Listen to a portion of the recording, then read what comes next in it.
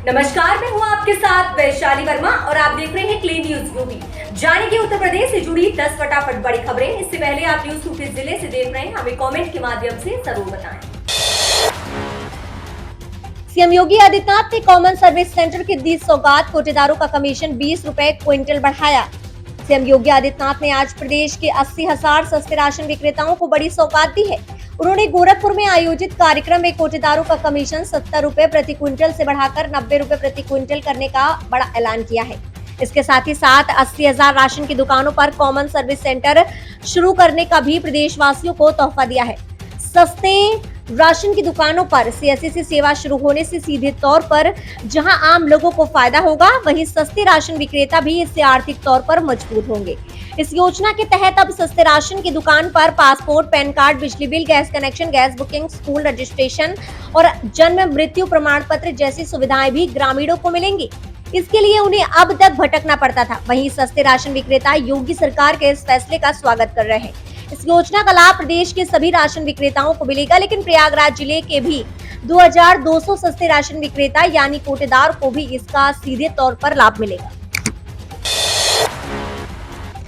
Zero tolerance के तहत CM योगी की बड़ी कार्यवाही। उत्तर प्रदेश में योगी आदित्यनाथ के दोबारा मुख्यमंत्री बनने के बाद लापरवाही बरतने वाले अधिकारियों पर गाज गिर चुकी है। योगी सरकार की जीरो टॉलरेंस नीति के तहत एक बार फिर कार्यवाही हुई है। मुख्यमंत्री योगी आदित्यनाथ ने प्रदेश में होम्योपैथी मेडिसिन बोर्ड के निजी शिक्षण संस्थानों में हुए छात्रवृत्ति घोटाले में कड़ी कार्यवाही की है। उन्होंने अपर निदेशक होम्योपैथी और बोर्ड के तत्कालीन कार्यवाहक रजिस्ट्रार प्रोफेसर मनोज यादव, वरिष्ठ लिपिक मनोज यादव को तत्काल प्रभाव से निलंबित कर दिया। साथ ही दोनों के खिलाफ अनुशासनात्मक कार्यवाही का आदेश दिया है। इसके अलावा पूरे मामले की जांच आर्थिक अपराध अनुसंधान संगठन से कराई जाएगी। छात्रवृत्ति में हुई वित्तीय अनियमितता की रिकवरी समाज कल्याण विभाग द्वारा की जाएगी। इतना ही नहीं, डीएससीसी यानी डिजिटल सिग्नेचर सर्टिफिकेट का दुरुपयोग करने वाले 2 संविदा कर्मियों की संविदा समाप्त की गई। इसमें संविदा लिपिक दिनेश चंद्र दुबे एवं सुषमा मिश्रा शामिल है। दोनों पर केस दर्ज कराया जाएगा। गोरखपुर में बोले सीएम योगी आदित्यनाथ, पैसे के अभाव में नहीं रुकना चाहिए किसी का इलाज। मुख्यमंत्री योगी आदित्यनाथ ने अधिकारियों से कहा है कि पैसे के अभाव में किसी का इलाज रुकने ना पाए। गोरखपुर में जनता दर्शन में इलाज के लिए मदद मांगने आए लोगों की मदद करने का आदेश सीएम ने अधिकारियों को दिया। सीएम ने अधिकारियों से कहा है कि गरीब तबके के लोगों को सभी सरकारी योजनाओं का लाभ दिलाएं।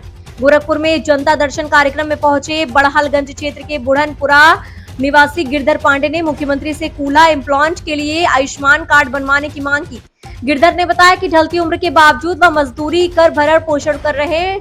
मुख्यमंत्री ने पात्रता होने पर उनका आयुष्मान कार्ड बनाने का निर्देश दिया। न बन पाने की स्थिति में इलाज के लिए फाइल बनाकर शासन में भेजने का निर्देश दिया। उन्होंने कहा कि किसी भी कीमत पर पैसे के अभाव में किसी का इलाज नहीं रुकना चाहिए। मोदी और योगी की जोड़ी ने यूपी को बनाया एक्सप्रेसवे स्टेट। बहुत जल्द उत्तर प्रदेश 13 एक्सप्रेसवे वाला देश का पहला राज्य बन जाएगा। प्रदेश में वर्तमान समय में 7 एक्सप्रेसवे पर तेजी से काम चल रहा है, जिनमें से एक बुंदेलखंड एक्सप्रेसवे का आने वाली 16 तारीख को पीएम मोदी उद्घाटन करने जालौन आ रहे हैं। इसके माध्यम से बुंदेलखंड दिल्ली से सीधे जुड़ेगा।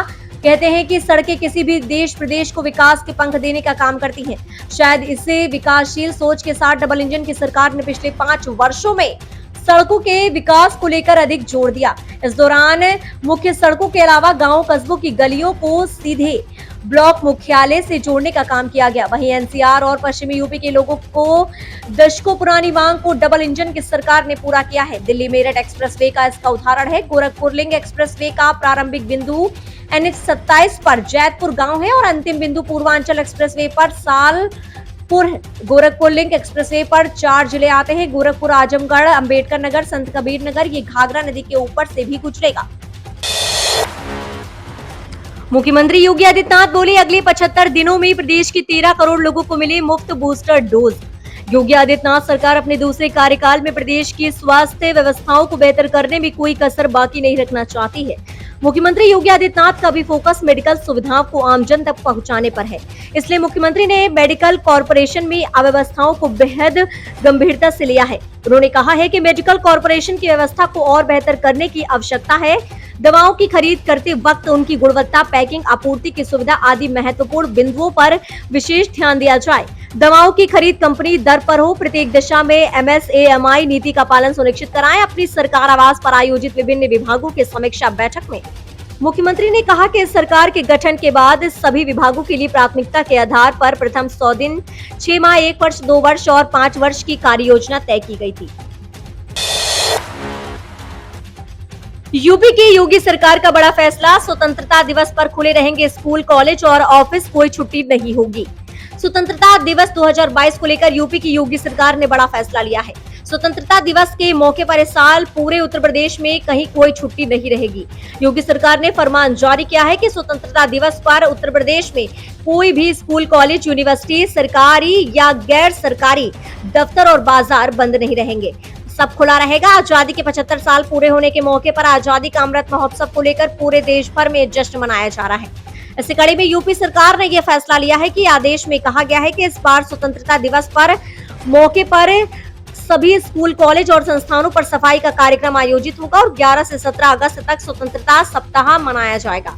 इसमें सभी घरों और सरकारी, गैर सरकारी दफ्तरों और संस्थानों में सार्वजनिक स्थलों पर तिरंगा फहराया जाएगा। प्रदेश के मुख्यमंत्री योगी आदित्यनाथ ने स्वतंत्रता दिवस को लेकर प्रदेश के लोगों से अपने घरों पर राष्ट्रीय ध्वज फहराने के लिए कहा है। सीएम योगी ने कहा है कि हर घर तिरंगा कार्यक्रम के तहत 2.68 करोड़ घरों को और 50 लाख गवर्नमेंट ऑफिस पर तिरंगा होना चाहिए। बच्चों के आधार कार्ड बनवाने में नहीं होगी देरी। उत्तर प्रदेश में अब बच्चों के आधार कार्ड बनवाने में देरी नहीं होगी, क्योंकि इसको लेकर फैसला लिया जा चुका है। बच्चों के आधार कार्ड बनने में हो रही देरी अब जल्द ही खत्म होने वाली है। प्रयागराज मंडल के कमिश्नर ने फैसला लिया है, जिससे बच्चों के आधार कार्ड बनाने के लिए माता पिता को किसी भी झंझट का सामना नहीं करना पड़ेगा। दरअसल संगम नगरी प्रयागराज में अब डाक विभाग के जरिए 14 साल तक के बच्चों के आधार कार्ड बनाए जाएंगे। ये फैसला आधार कार्ड की धीमी प्रगति को देखते हुए कमिश्नर ने लिया है। दरअसल प्रयागराज मंडल बच्चों के आधार कार्ड बनाने में काफी पिछड़ गया है। इस मंडल में चारों जिलों में, आपको बता दें, इस मंडल के चारों जिलों में 14 साल तक के बच्चों के सिर्फ 20% ही आधार कार्ड बने हैं, जिसकी वजह से तमाम सरकारी योजनाओं का लाभ बच्चों को मिलने में दिक्कतें आ रही हैं। इसी को देखते हुए अब कमिश्नर प्रयागराज संजय गोयल ने नई पहल की है। उन्होंने डाकघरों के माध्यम से बच्चों के आधार कार्ड बनाए जाने के निर्देश दिए हैं। डाकघर में आधार कार्ड बनाए जाने वाले पर विभाग में काम करने वाले डाकियों और मोबाइल यूनिट की विशेष भूमिका रहेगी। इसलिए कमिश्नर ने डाकघर के आधार कार्ड मशीनों की स्थिति का आंकलन कर छोटे छोटे ब्लॉक को पहले कवर करने का निर्देश दिया है। यूपी में इस दिन से होगी झमाझम बारिश। यूपी में तेज बारिश का अभी इंतजार बरकरार रहने वाला है, क्योंकि अगले 3 दिन तक इसके आसार कम दिख रहे हैं। इस दौरान पूर्वी और पश्चिमी यूपी में कहीं कहीं हल्की बारिश या बूंदाबांदी हो सकती है। वहीं उमस भरी गर्मी भी परेशान करेगी। भारतीय मौसम विज्ञान विभाग के अनुसार 18 जुलाई से यूपी में भारी बारिश हो सकती है और ये अगले 5 दिनों तक जारी रहने की उम्मीद है। मौसम विभाग के अनुसार शुक्रवार को भी पूर्वी और पश्चिमी यूपी के कई हिस्सों में हल्की बारिश या बूंदाबांदी होने के आसार हैं। इससे पहले गुरुवार को कानपुर सहित कई जगहों पर हल्की बारिश हुई, जिससे उमस भरी गर्मी से लोगों को राहत मिली। इस बार पूर्वी यूपी की तुलना में पश्चिमी यूपी में ज्यादा बारिश हुई है। वहीं मौसम केंद्र लखनऊ के आंकड़ों के मुताबिक यूपी में इस साल 2015 में जुलाई महीने में सबसे कम 69.9 मिलीमीटर बारिश रिकॉर्ड की गई थी। यूपी में इस साल जुलाई के महीने में अभी तक 77 mm बारिश ही दर्ज हुई। खुशखबरी, यूपी के एडेड माध्यमिक कॉलेजों में 3000 लिपिकों की भर्ती प्रक्रिया शुरू। उत्तर प्रदेश में समूह गांव में लिपिक पद पर भर्ती की उम्मीद लगाए युवाओं को खुश करने वाली खबर है। 4512 अशासकीय सहायता प्राप्त माध्यमिक कॉलेजों में 3000 से अधिक लिपिकों के पद पर भर्तियां शुरू हो गई हैं। कॉलेजों के प्रबंधक जिला विद्यालय निरीक्षकों को रिक्त पदों का ब्यौरा भेज रहे हैं। 10 अगस्त को निर्देशक भर्ती का आदेश जारी करेगी और 19 सितंबर को विज्ञापन आएगा। एडेड माध्यमिक कॉलेजों में जुगाड़ से लिपिक बनने का रास्ता बंद हो चुका है। इस पद के लिए अभ्यर्थियों का चरणवार कड़े इम्तिहान से गुजरना होगा। उत्तर प्रदेश अधीनस्थ सेवा चयन आयोग माध्यमिक शिक्षा विभाग के अंतर्गत प्रदेश के एडेड माध्यमिक कॉलेजों में लिपिक पदों पर नियमित नियुक्त हेतु विज्ञापन जारी करेगा। यूपी माध्यमिक विद्यालय लिपिक भर्ती के तहत 3000 रिक्त पदों पर भर्ती की जाएगी। देश में कम नहीं हो रहा कोरोना का खतरा। बीते 24 घंटे में 20,038 नए केस, 47 मौतें। भारत में एक दिन में कोरोना वायरस संक्रमण के 20,038 नए मामले सामने आने के बाद देश में संक्रमितों की संख्या बढ़कर 4,37,10,027 हो गई है। वहीं देश में उपचाराधीन मरीजों की संख्या बढ़कर 1,39,073 पर पहुंच गई है। केंद्रीय स्वास्थ्य मंत्रालय की ओर से शुक्रवार को सुबह 8 बजे जारी अद्यतन आंकड़ों के अनुसार देश में संक्रमण से 47 और लोगों की मौत के बाद मृतक संख्या बढ़कर 5,25,604 हो गई है। देश में कोविड-19 के उपचाराधीन मरीजों की संख्या बढ़कर 1,39,073 हो गई है, जो कुल मामलों का 0.32% है। पिछले 24 घंटे में उपचाराधीन मरीजों की संख्या 2,997 की बढ़ोतरी हुई है। मरीजों के ठीक होने की राष्ट्रीय दर 98.48% है। आंकड़ों के अनुसार दैनिक संक्रमण दर 4.44% है, जबकि साप्ताहिक संक्रमण दर 4.30% है। देश में अभी तक कुल 4,30,45,350 लोग संक्रमण मुक्त हो चुके हैं और कोविड-19 से मृत्यु दर 1.20% है।